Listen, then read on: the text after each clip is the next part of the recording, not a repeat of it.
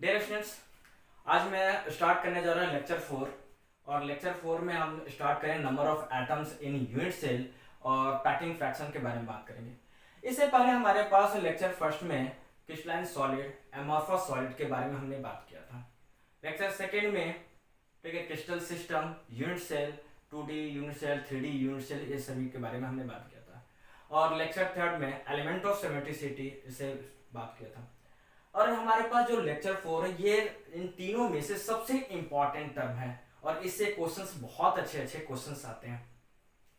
तो बिना समय गंवाए आज हम स्टार्ट करते हैं और बिल्कुल कम समय में इसको फिंगर टिप्स में याद रखेंगे और चलते हैं, स्टार्ट करते हैं। हमारे पास क्या number of atoms in unit cell.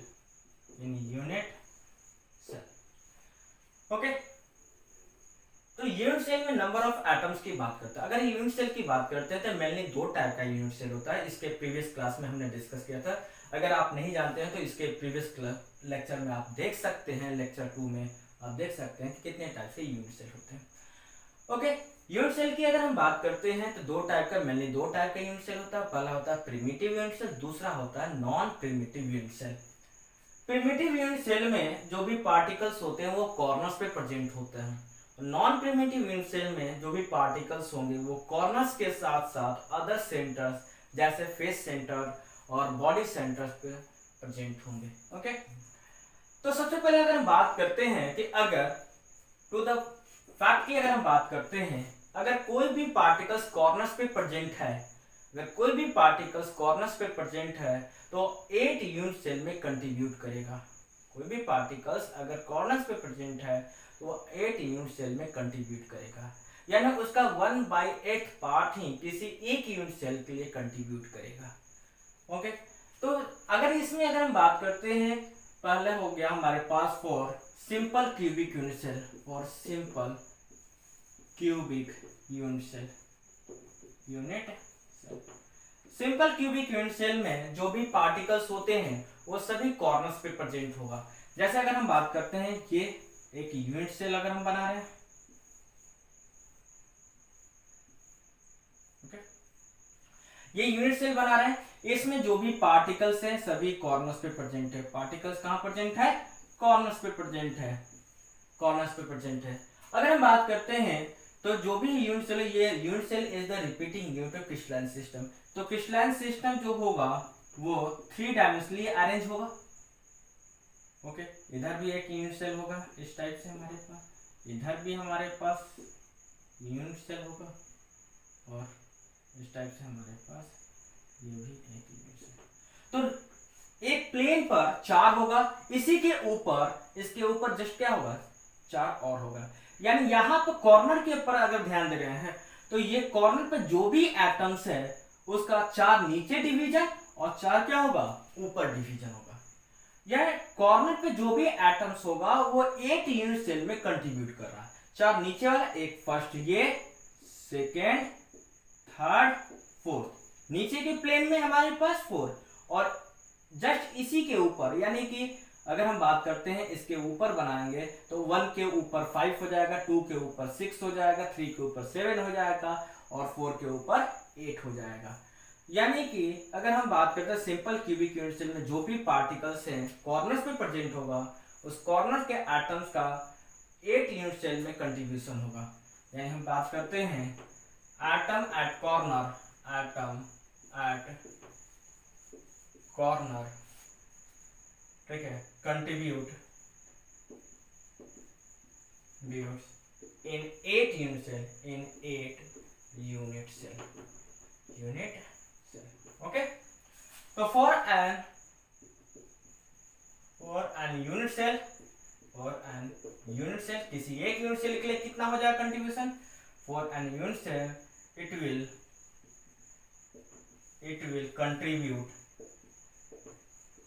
Contribute 1/8 part.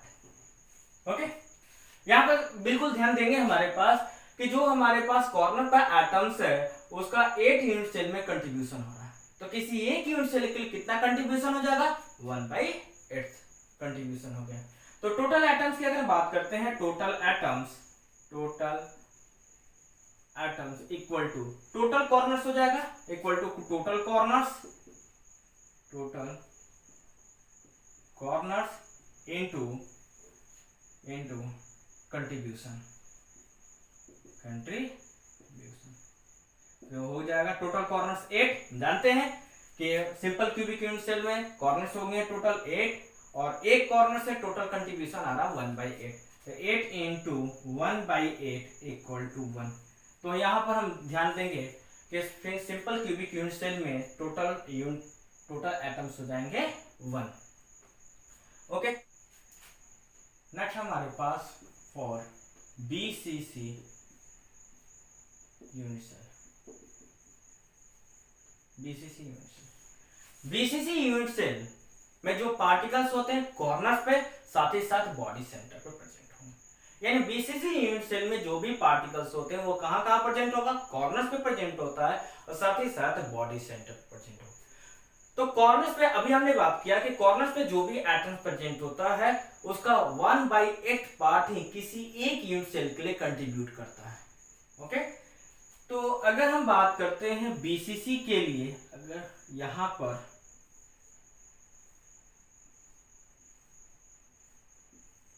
जो भी पार्टिकल्स है वो सभी कॉर्नर्स पे प्रेजेंट है, साथ ही साथ बॉडी सेंटर, यानी ये हमारे पास एक बॉडी सेंटर प्रेजेंट होगा। ओके, कॉर्नर पे जो भी एटम प्रेजेंट होता है उसका 1/8 पार्ट ही किसी एक यूनिट सेल के लिए कंट्रीब्यूट करता है, अभी हमने जस्ट अभी बात किया। और दूसरी अगर हम बात करते हैं, अगर बॉडी सेंटर पे जो भी पार्टिकल्स प्रेजेंट है होल उसी यूनिट सेल के लिए कंट्रीब्यूट करेंगे। यानी बॉडी सेंटर कहने का मतलब हो गया कि उस क्यूब के सेंटर में प्रेजेंट है। अगर क्यूब के सेंटर में प्रेजेंट होगा तो वो एटम किसी दूसरे एटम के लिए कंट्रीब्यूट नहीं करेगा, वो होल उसी यूनिट के लिए कंट्रीब्यूट करेगा। अगर हम बात करते हैं तो यहां पर, ठीक है, एटम्स की बात करते हैं, atoms present at corners as well as body center। Okay, दूसरे अगर टर्म बात करते हैं कि atom at body centre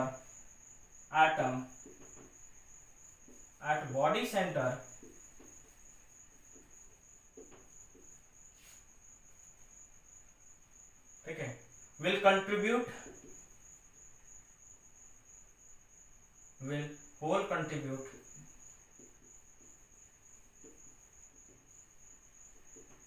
that unit cell।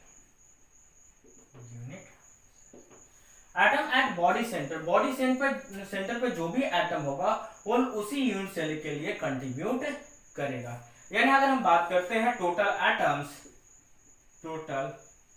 Atoms equal to होगा atom from corners plus atom from body centre. Atom from corners plus atom from body centre. तो corner से, total corner से हमारे पास एटम हो जाएगा 1, 8 इंटू 1/8 प्लस 1, तो कितना हो जाएगा 1 + 1 = 2। ओके, तो टोटल एटम्स हो जाएगा 2। टोटल एटम्स कितने हो जाएंगे 2 हो जाएगा। तो बीसीसी यूनिट सेल में अगर हम बात करते हैं तो atoms present at corners as well as body centre. Atoms at body centre will whole contribute that unit cell, किसी भी यूनिट सेल के लिए उसी के लिए हमारे पास कंट्रीब्यूट। तो टोटल एटम्स इक्वल टू हो जाएगा हमारे पास atom from corners from atom from body centre. तो 8 इंटू 1/8 ये होगा कॉर्नर्स का प्लस बॉडी सेंटर, तो कितना हो जाएगा 2 हो जाएगा। तो ये हो गया हमारे पास बीसीसी यूनिट सेल के लिए। अब आते हैं हमारे पास एफसीसी के लिए। फॉर एफसीसी, थर्ड हमारे पास for FCC unit cell, FCC unit cell, face centred cubic unit cell. Okay, face centred cubic unit cell के लिए अगर हम बात करते हैं तो जो पार्टिकल्स होंगे वो कहाँ कहाँ प्रेजेंट होगा, कॉर्नर्स पे प्रेजेंट होगा, साथ ही साथ फेस सेंटर पे प्रेजेंट होगा।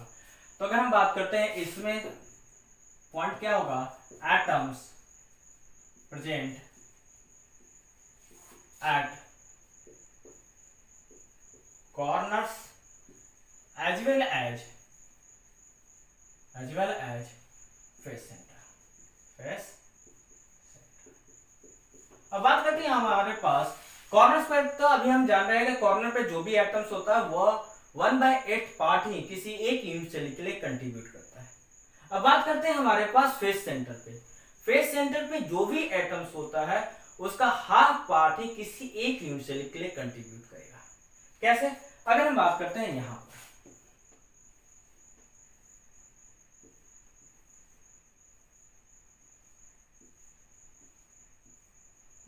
फॉर एग्जाम्पल मान लेते हैं ये हमारे पास फेस है,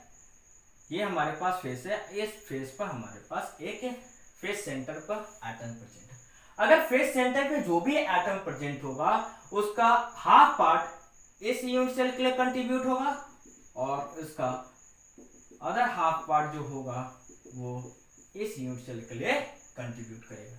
यानी फेस सेंटर पे जो भी एटम प्रेजेंट होगा, इस फेस सेंटर पे जो भी एटम प्रेजेंट होगा उसका हाफ पार्ट इस यूनिट सेल के लिए कंट्रीब्यूट होगा, उसका दूसरा जो हाफ पार्ट होगा इसके जस्ट बगल में जो हमारे पास यूनिट सेल बनेगा उसके लिए कंट्रीब्यूट करेगा। तो अगर हम बात करते हैं यहाँ पर atom at face centre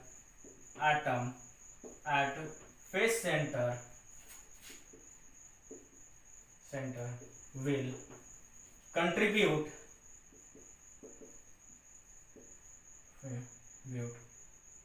for 2 unit cell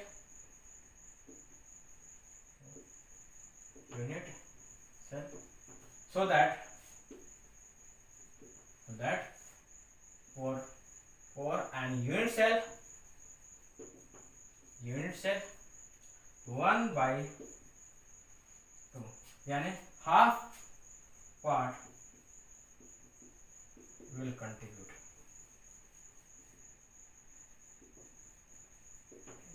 okay, atom at face centre will contribute for 2 unit cell. Atom जो होगा हमारे पास फेस सेंटर पे होगा वो किसके लिए कंट्रीब्यूट, 2 यूनिट सेल के लिए कंट्रीब्यूट करेगा। इसलिए so that for an unit cell, किसी एक यूनिट सेल के लिए half part will contribute, half part ही कंट्रीब्यूट करेगा। तो टोटल एटम्स की अगर बात करते हैं, टोटल एटम्स इक्वल टू हो जाएगा हमारे atom from corner plus atom from face centre. Okay, तो एटम फ्रॉम कॉर्नर की अगर बात करते हैं 8 × 1/8 plus atom from face centre कितने होते हैं, 6 और उसका कंट्रीब्यूशन कितना है 1/2 इक्वल टू हो जाएगा 1 + 3 = 4। ओके, तो ये हो गया हमारे पास टोटल एटम्स के बारे में। नेक्स्ट इंपॉर्टेंट पॉइंट जो है order of unit cell equal to होता है नंबर ऑफ एटम्स प्रेजेंट इन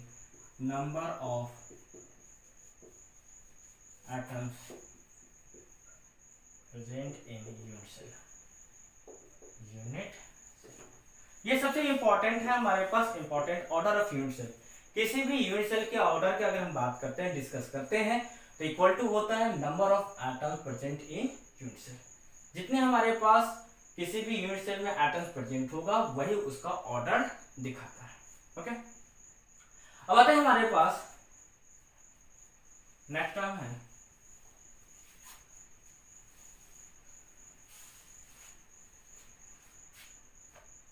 हमारे पास रिलेशन बिटवीन एटॉमिक रेडियस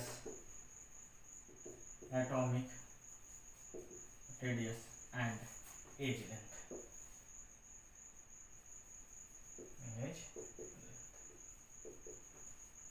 ये दूसरा इंपॉर्टेंट टॉपिक है हमारे पास, relation between atomic radius and edge length. Okay, तो पहला अगर हम बात करते हैं for simple cubic unit cell, simple cubic unit cell SC के लिए अगर हम बात करते हैं सिंपल क्यूबिक यूनिट सेल के लिए, तो जो भी पार्टिकल्स होते हैं, अगर हम एटम्स की बात करते हैं, अभी तक हम जो पॉइंट्स दिखाते आ रहे हैं एटम्स, लेकिन सॉलिड का कहने का मतलब होता है जो भी एटम्स होते हैं कॉम्पैक्टली अरेंज होते हैं। कॉम्पैक्टली अरेंज कहने का मतलब होता है कि दो एटम्स के बीच में जो गैप होगा बहुत ही कम होगा या ना के बराबर होगा, नेग्लिजिबल होगा, कॉम्पैक्टली अरेंज होता है। तो सिंपल क्यूबिक यूनिट सेल में जो भी एटम्स जो कॉर्नर्स पे प्रेजेंट है वो कॉम्पैक्टली अरेंज होगा, उनके बीच का स्पेस नेग्लिजिबल होगा, स्पेस नहीं होगा, यानी इस टाइप से हमारे पास प्रेजेंट होगा।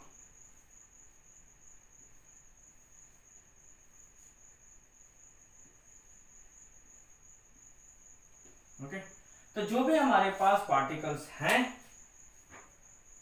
जो भी हमारे पास पार्टिकल्स हैं वो इस टाइप से हमारे पास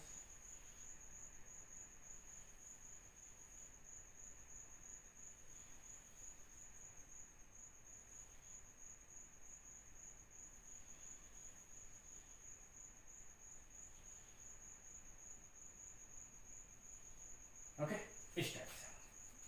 तो इस टाइप से अगर हमारे पास प्रेजेंट है कॉम्पैक्टली अरेंज, फर्स्ट की अगर बात करते हैं तो इस एटॉमिक रेडियस, इसका एटॉमिक रेडियस r और इसका एटॉमिक रेडियस r। ओके, और एज लेंथ क्या है a, हम जानते हैं किसी भी क्यूब का जो एज लेंथ a मान लेते हैं और इसका एटॉमिक रेडियस r है, तो दोनों एटॉमिक रेडियस का सम एज लेंथ के बराबर होगा। कॉम्पैक्टली अरेंज है, इसका एटम का रेडियस r, इस एटम का रेडियस r, इन दोनों के बीच गैप बहुत कम है, दोनों को मिलाकर हमारे पास क्या होगा, एज लेंथ आ जाएगा। तो यहाँ पर जो हमारे पास सिंपल क्यूबिक यूनिट सेल के लिए अगर हम बात करते हैं तो कॉम्पैक्टली अरेंज होगा, कॉर्नर्स के एटम्स क्या होते हैं कॉम्पैक्टली अरेंज होंगे, कॉम्पैक्टली अरेंज होगा तो एटॉमिक रेडियस जो होगा, एटॉमिक रेडियस का सम एज लेंथ के बराबर होगा, यानी 2r इक्वल टू a, यानी r equal to a by 2। तो ये टर्म हो जाएगा हमारे पास सिंपल क्यूबिक यूनिट सेल के लिए। दूसरा टर्म अगर हम बात करते हैं for BCC, for BCC body centred cubic unit cell.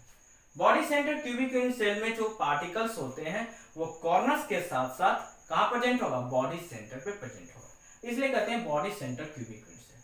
Body centred cubic unit cell में जो पार्टिकल्स होंगे वो डायगोनली अपोजिट कॉर्नर्स के एटम्स और बॉडी सेंटर का एटम्स आपस में क्या होगा, टच में होंगे, यानी कॉम्पैक्टली अरेंज होंगे।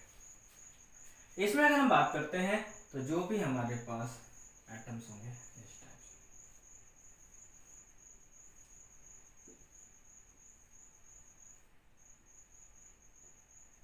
ओके,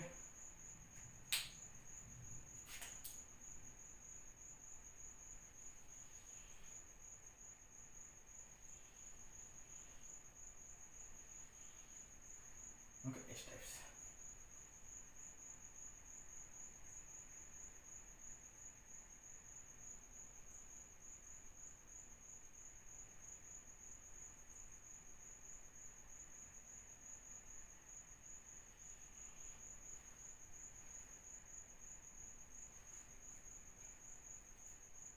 ओके, तो यहां पर डायगोनली अपोजिट ये जो कॉर्नर है और ये कॉर्नर है, ये कॉर्नर, दोनों कॉर्नर क्या है, डायगोनली अपोजिट कॉर्नर है। तो इसका रेडियस r, इस एटम का रेडियस r, इसका डायमीटर 2r और इसका रेडियस r। ओके, तो इस टाइप से हमारे, तो डायगोनली अपोजिट है हमारे पास, तो इन दोनों के बीच का डिस्टेंस डायगोनली अपोजिट, यानी कि ये डायगोनली हो गया, क्यूब का डायगोनल हो गया, तो क्यूब का डायगोनल का डिस्टेंस होता है √3a। कैसे होगा, अगर हमारे पास लेंथ a है, ब्रेथ भी a है और हाइट भी a है, ओके, लेंथ, ब्रेथ और हाइट तीनों अगर हमारे पास a है तो उनके बीच का डायगोनल का डिस्टेंस होगा √3a। ओके, तो यहां पे अगर हम बात कर रहे हैं तो ये तीनों कॉन्टैक्ट में, कौन कौन से, डायगोनली अपोजिट कॉर्नर्स के एटम्स, डायगोनली अपोजिट एक इस कॉर्नर का एटम्स और इस कॉर्नर, डायगोनली अपोजिट कॉर्नर्स का एटम्स, और बीच में हमारे पास बॉडी सेंटर का एटम। कॉर्नर डायरेक्ट कॉर्नर का एटम अटैच में नहीं होगा, कौन कौन से होंगे एटम्स, डायगोनली अपोजिट कॉर्नर्स के एटम्स और साथ में बीच में हमारे पास बॉडी सेंटर का एटम्स कॉन्टेक्ट में। तो यहाँ पर r plus 2r plus r equal to √3a, यानी 4r इक्वल टू √3a, तो r इक्वल टू हो जाएगा √3a/4। या हम कह सकते हैं a इक्वल टू हो जाएगा 4r/√3, 4r/ क्या हो जाएगा √3।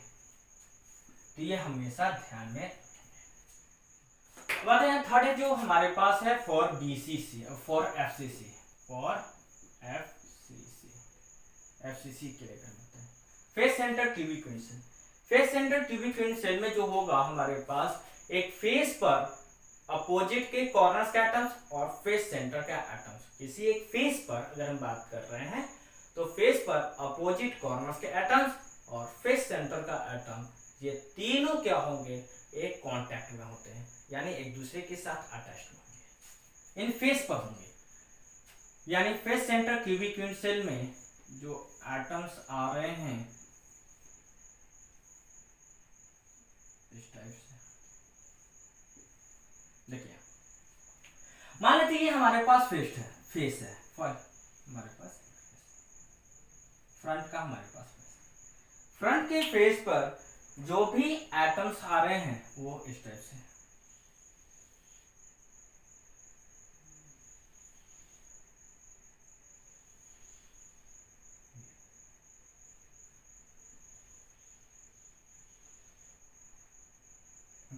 तो इस फेस पर ये फेस सेंटर का एटम हो गया और ये अपोजिट कॉर्नर्स का एटम हो गया। अपोजिट कॉर्नर्स का एटम और फेस सेंटर का एटम क्या होगा, कॉम्पैक्ट में, यानी इन तीनों जो होंगे ये कांटेक्ट में होंगे, तीनों कांटेक्ट में होगा। तो यहां पर अगर हम बात करते हैं इसका रेडियस r, इसका डायमीटर 2r और इसका रेडियस r। ओके, तो टोटल मिलाकर कितना हो जाएगा 4r। तो फेस का जो डायगोनल है, फेस का डायगोनल का जो वैल्यू होता है, डिस्टेंस होता है, वो कितना होता है √2a। ओके, क्योंकि यहां पर a और a, तो कितना हो गया, इन डायगोनल फेस डायगोनल का डिस्टेंस होता है √2a। तो फेस डायगोनल का डिस्टेंस तो √2a हो गया।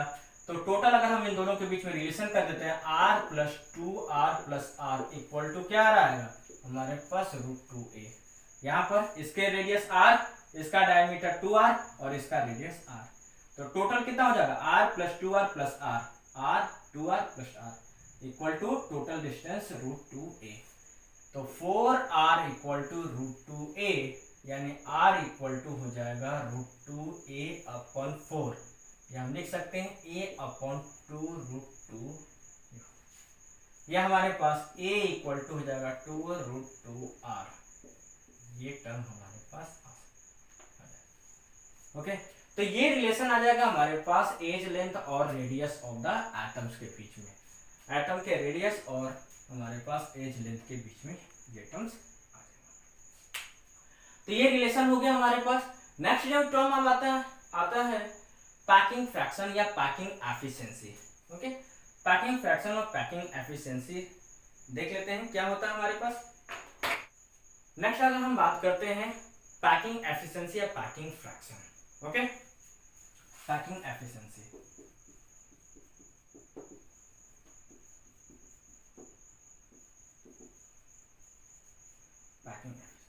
क्या होता है packing efficiency. Okay, it is the percentage space filled by particles. Okay, it is the percentage space filled by particles, यानी किसी भी यूनिट सेल में कितना परसेंट पार्टिकल्स फिल्ड है, यानी स्पेस ऑक्युपाइड है, पार्टिकल्स का स्पेस ऑक्युपाइड है, वो कहलाता है हमारे पास packing efficiency. In packing efficiency equal to होता है पैकिंग एफिशिएंसी इक्वल टू होता है volume of total atoms, volume of total atoms upon volume of cube, volume of cube. Okay, अगर हम बात करते हैं किसी भी यूनिट सेल में नहीं क्यूब में अगर हमारे पास एटम्स ऑक्युपाइड है तो ये हमारे पास बताता है कि कितना परसेंट पार्टिकल्स उस क्यूब में ऑक्युपाइड है, ये कहलाता है हमारे पास पैकिंग एफिशिएंसी। ओके, तो पहला हमारे पास फर्स्ट जो टर्म है for simple cubic unit cell, simple cubic for simple cubic unit cell. Okay, packing efficiency, packing efficiency equal to होता है volume of total atoms, volume of total atoms. Atoms क्या होता है, स्फेरिकल होता है, atoms क्या होगा, स्फेरिकल होता है। अगर एटम्स स्फेरिकल है तो उसमें हमारे पास टोटल वॉल्यूम हो जाएगा 4/3 पाई आर क्यू, और इसमें नंबर ऑफ एटम्स कितना 1 होता है, तो 1 × 4/3 पाई आर क्यू। किसी भी क्यूब का वॉल्यूम होता है ए क्यू, क्यूब का वॉल्यूम क्या होता है ए क्यू। अब यहां पर अगर बात करते हैं 4/3 pi r cube upon a cube आ गया, ए को आर के टर्म में रख देते हैं।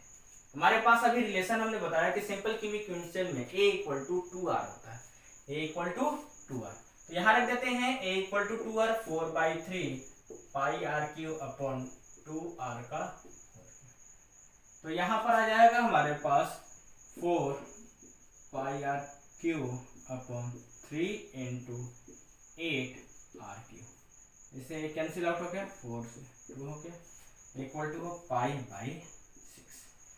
ओके, कैलकुलेट कर देते हैं। हमारे पास पाई का वैल्यू रखते हैं 3.14 अपॉन 6, 0.524। ओके, 0.5। तो परसेंटेज की अगर बात करें,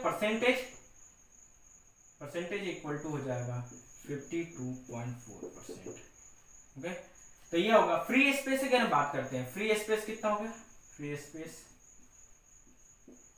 तो 100 - 52.4 इक्वल टू हो जाएगा, इसको सब्सट्रैक्ट कर देंगे तो हो जाएगा 0.47। पैकिंग एफिशिएंसी ऑफ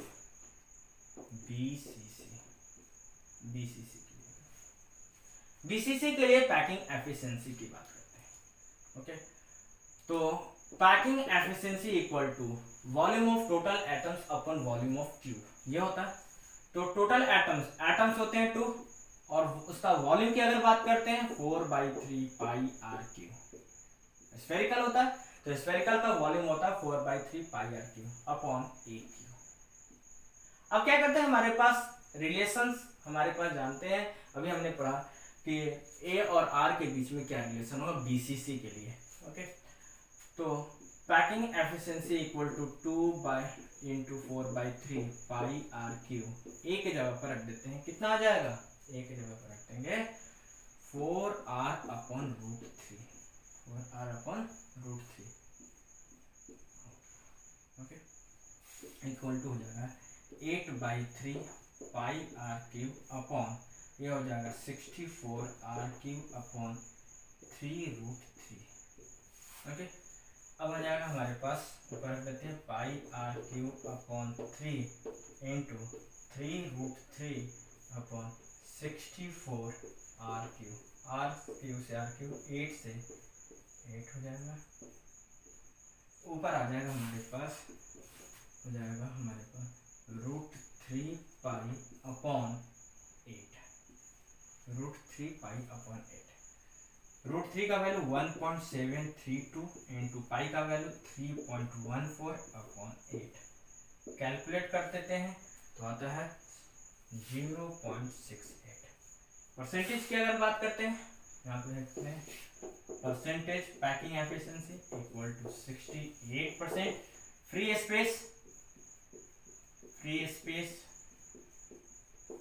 - 68 यानी 32%, कितना जाएगा 32%। तो ये हमारे पास फ्री स्पेस और परसेंटेज पैकिंग एफिशिएंसी,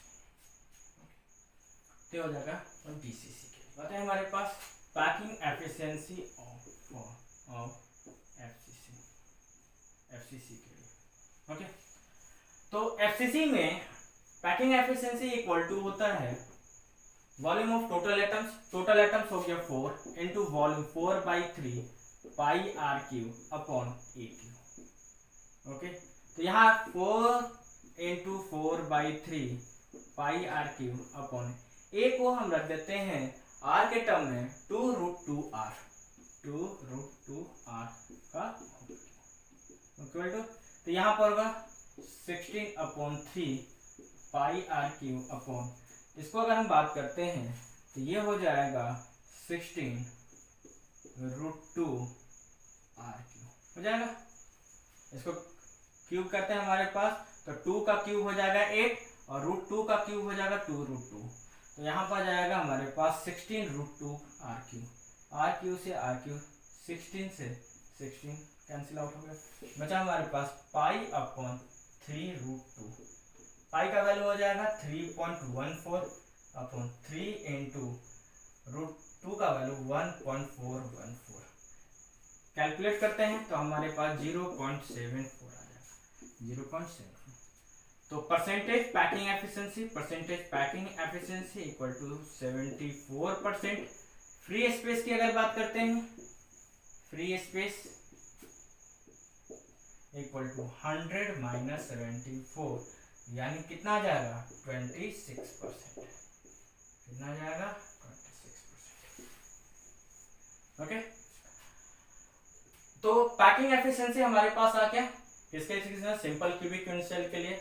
और यहाँ पर अगर हम बात करते हैं यहाँ पर, ठीक है, सिंपल क्यूबिक यूनिट सेल के पैकिंग है 52.4%।